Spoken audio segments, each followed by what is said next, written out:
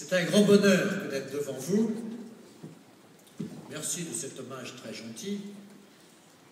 J'ai appris à me méfier des hommages, moi. Il y a Pierre Brasseur qui avait cette belle phrase qui disait « Un homme qui reçoit une gifle est un homme giflé. Un homme qui reçoit un hommage est un homme âgé. » Donc je me méfie des compliments aujourd'hui. Je voudrais saluer toutes les personnalités qui sont ici, Monsieur le Premier ministre du Niger, plusieurs membres du gouvernement des pays amis. Je voudrais dire aux uns et aux autres, Monsieur le Président, dire combien on apprécie que dans un événement comme ça, créé par les ateliers de la Terre, des personnalités de vos rangs, avec les enjeux qui sont les vôtres, puissiez passer du temps avec nous. Je voudrais simplement vous dire que ça donne chez nous, je pense notamment au Premier ministre du Niger, avec les difficultés qu'il a affrontées, le courage dont il fait preuve, beaucoup d'admiration de se dire qu'un chef de gouvernement de son importance aujourd'hui réfléchit avec nous tous pour frotter sa cervelle aux grands enjeux de demain.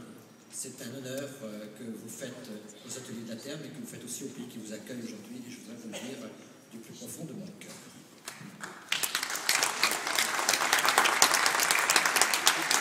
Alors, vous aimez bien ici, aux ateliers de la Terre, les défis. Le thème de cet après-midi est en soi joyeux, changement de gouvernance ou gouvernance du changement. Ça, c'est typiquement, j'y reviendrai, mais c'est du Edgar Morin. La crise du développement, au fond, c'est le développement de la crise. Bon, c'est toujours ce jeu de mots, mais c'est quand même très important. Et le sujet est au fond essentiel parce que nous sommes dans un changement en effet de gouvernance. On est face à une sorte de chaos aujourd'hui.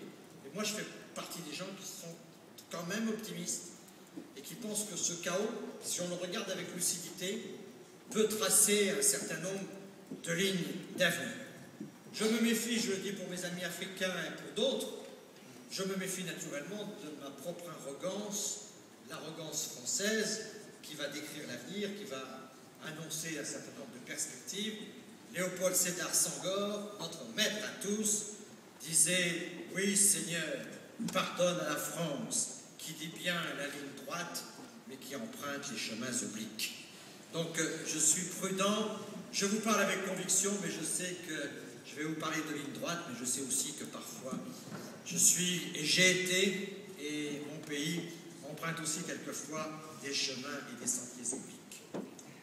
Ce qui me frappe en matière de gouvernance, c'est qu'au fond, cette grande crise financière de 2008 a changé quand même beaucoup de choses dans ce qu'est la gouvernance mondiale, l'organisation des rapports de force mondiaux. Au fond, avant 2008, on était dans une mondialisation qui était une mondialisation portée par des idées, par une sorte d'idéologie de la dérégulation, de la déréglementation. Dérégulation surtout nationale, et puis espoir d'une création d'une norme multilatérale, l'OMC, le FMI, un certain nombre de normes qui s'imposeraient aux nations, et on voulait déréguler les nations pour essayer d'avoir en revanche une règle de droit commune comme celle de l'OMC ou celle du FMI par exemple. Et donc cette mobilisation se développait de manière, entre guillemets, libérale.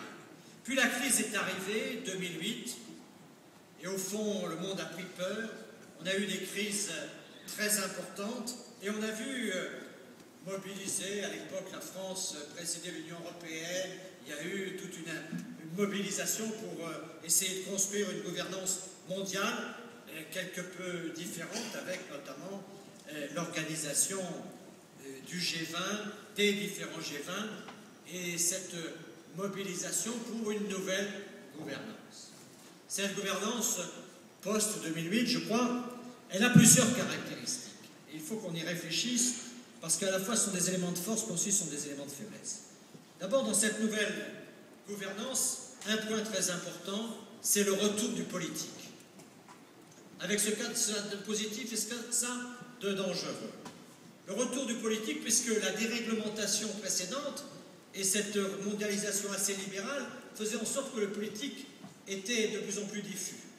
Mais avec la crise, le politique est revenu, le politique revenant avec la frontière, c'est-à-dire avec le nationalisme, avec l'idée nationale de se dire que nous allons régler les problèmes et on a vu les États devenir les banquiers des banques, on a vu les États revenir à la tête de plans de relance, la Chine, les États-Unis, la France, pour essayer de mobiliser la croissance et donc la politique menée par les États, par ce qui était une intervention de politique, mais aussi un peu de sanction du monde économique. C'était un peu la logique des subprimes.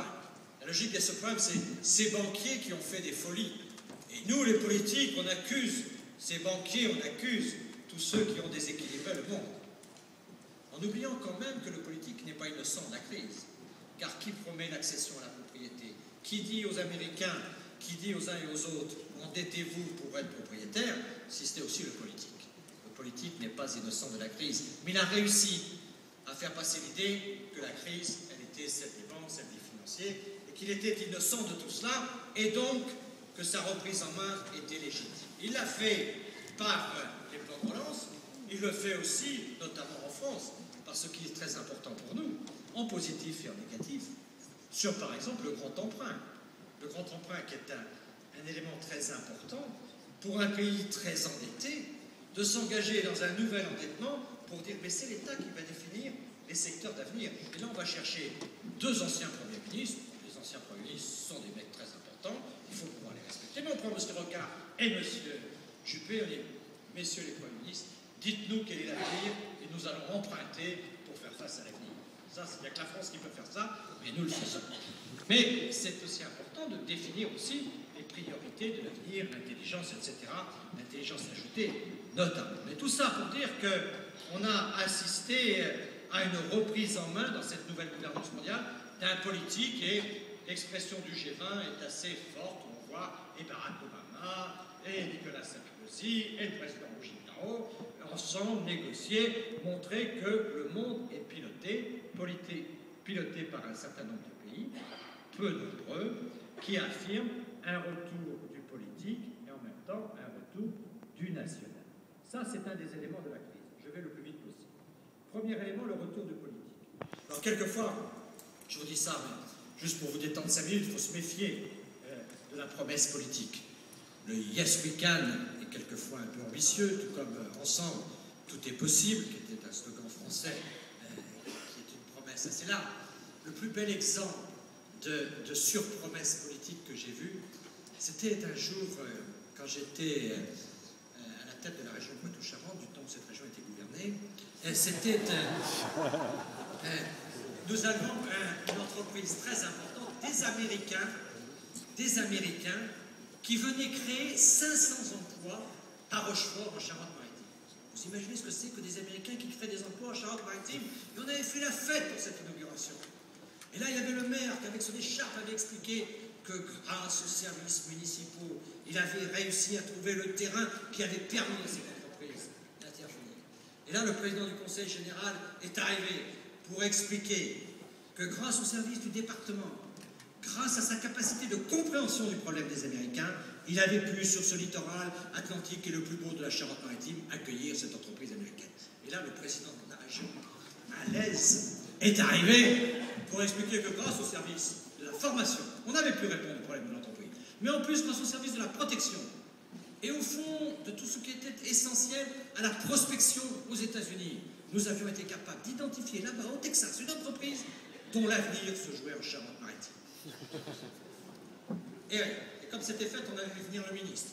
Il avait dit grâce à la data, avec son bureau à New York, à Washington, à Philadelphie, ailleurs, on a fait une prospection. Et cette entreprise a trouvé là le partenaire, partout dans le monde ils sont cherchés. Ils ont trouvé en France, en Poitou-Charentes, en Charente-Maritime, à Rochefort, le partenaire idéal. Et là, le chef d'entreprise est monté à la tribune pour remercier tout le monde de ses efforts. Et dans un français exemplaire, a dit « Si vous saviez le bonheur que le mien de créer 500 emplois dans ma ville natale. »